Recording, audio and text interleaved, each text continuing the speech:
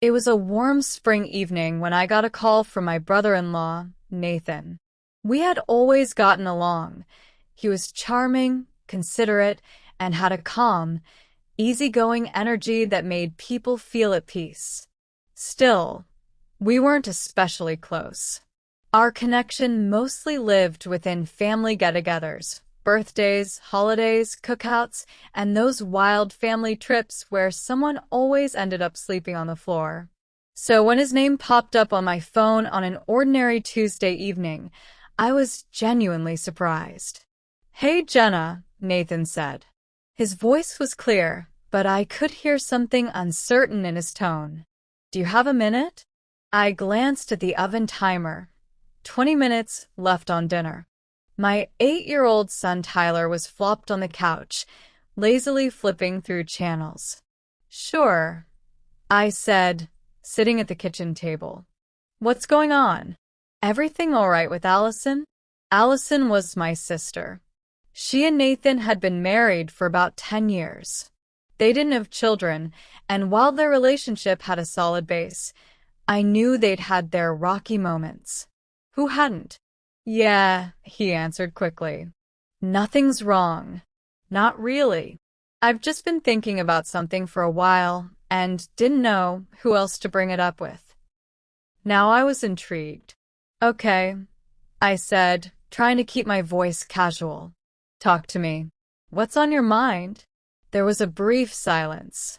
I could almost picture him standing in his garage, rubbing the back of his neck, searching for the right words. "I've been thinking about this trip," he said finally. "Kind of a personal thing. Something I've always wanted to do, a solo drive across the country. Just me, my truck, music, maybe a notebook. One of those soul-searching kinds of trips people do before they hit 40. I blinked, caught off guard. "Okay, and what does that have to do with me?"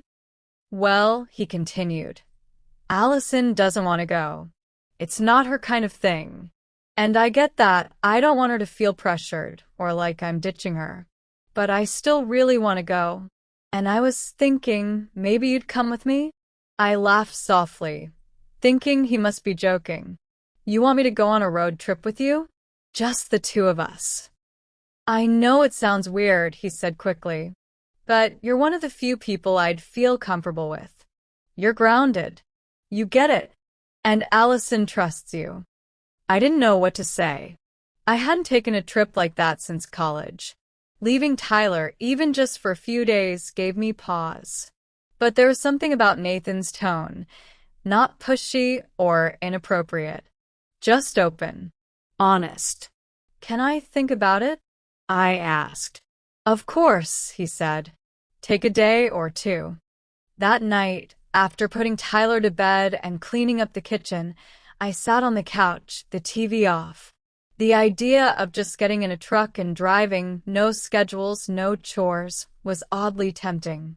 My life had started to feel like a loop. Work, parenting, dishes, laundry, repeat. A break sounded both irresponsible and irresistible.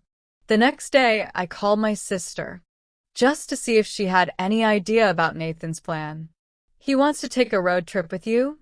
she asked, clearly surprised but not upset.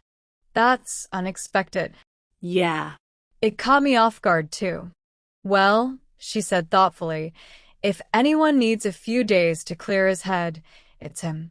He's been kind of restless lately, not midlife crisis restless, but just searching. If you're okay with it, I think it'd be good for both of you." 2 days later, I said yes. We left that weekend, just the two of us.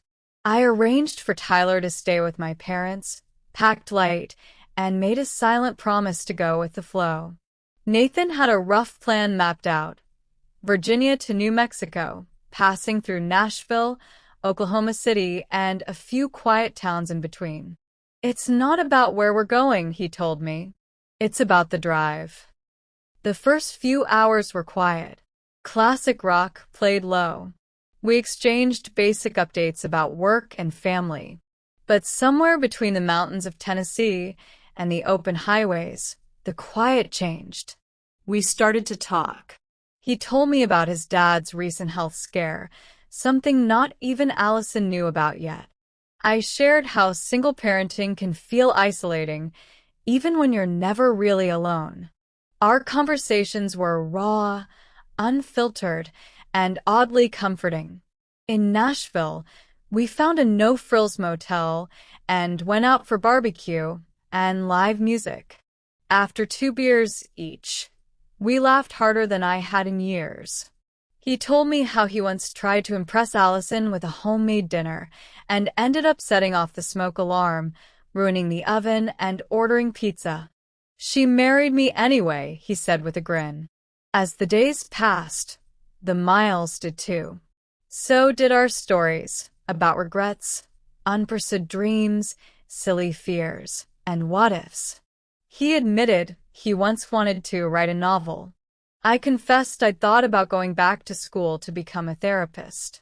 We debated music, movies, even whether aliens were real. Somewhere near Oklahoma, we drove in silence for almost an hour. And it wasn't weird, it was peaceful. One night, just outside Amarillo, we stopped at a scenic overlook. The desert stretched endlessly below, and above us was a sea of stars. We climbed onto the hood of the truck, letting the silence settle around us. "I'm glad you came," he said quietly. "I don't think I could have done this alone." I turned toward him. "I'm glad I did too." We sat there for a long while, no rush, no need for more words. Then he said, "This whole trip, it was something I wished for. I didn't realize how much I needed it until now." I nodded. Sometimes saying yes changes more than you expect. We returned 5 days later. Nothing dramatic had happened. No secrets spilled. No lines crossed. But something had shifted. We were no longer just family by marriage. We were something else now. Companions in a shared moment of clarity. Allison hugged him tight when we got back. She thanked me for going. Tyler ran into my arms and held on like he hadn't seen me in months. Life picked up where it left off. But I carried something new with me. Nathan and I never really talked about the trip again. We didn't need to.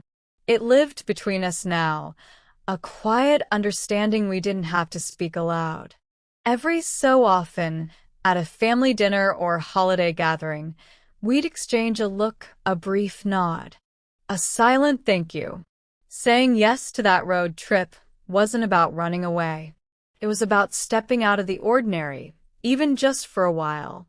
About rediscovering a part of myself I'd forgotten. And for that, I'll always be grateful I said yes.